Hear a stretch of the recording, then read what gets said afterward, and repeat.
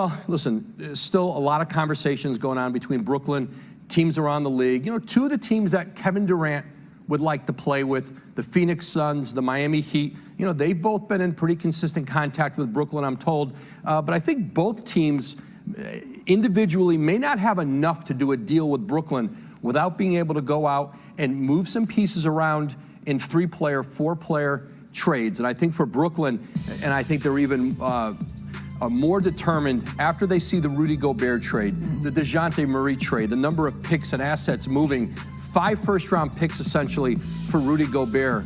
What's Kevin Durant worth? And I think not just the picks, and I think Brooklyn is going to try to exhaust, 4 or 5 first-round picks, 4 pick swaps in it, but also at least an all-star level player. And certainly that you look it out and who's available, how they get those deals done. They're going to be they're generally going to be complex deals. They're going to take time putting together. But Brooklyn knows they've got time on their side now, not just the offseason, but Kevin Durant's got 4 years left on his contract.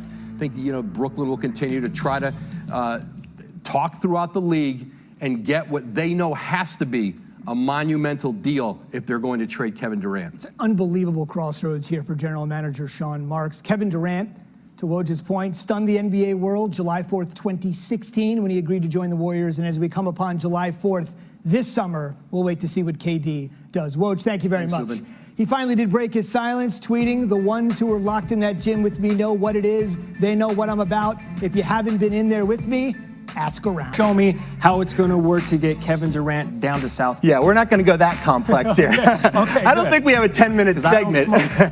But what we're going to do is we're going to show Brooklyn and Miami here, and we won't even add a third team.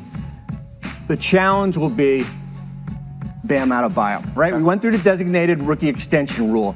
Adebayo cannot go to Brooklyn because of Ben Simmons. You cannot have 2 players on the same roster that were acquired via trade. So basically, Adebayo would have to go to a third team. Durant can get to Brooklyn. But who's that third team going to be? And is that even enough for the Nets? Could it be San Antonio and a salary drop? Maybe the Nets get more trade picks back. This is very hard to do because it's unlikely Kyle Lowry and it's unlikely Jimmy Butler. And then when you look at the salary down here, it's really just Duncan Robinson and Tyler Hero. Our friends in Brooklyn, right? The center of the universe. What happens now? I've said on NBA Today, Woj said it, I just did a tape segment. Toronto is the wild card in this, kids, because they have basically everything that Brooklyn probably could want.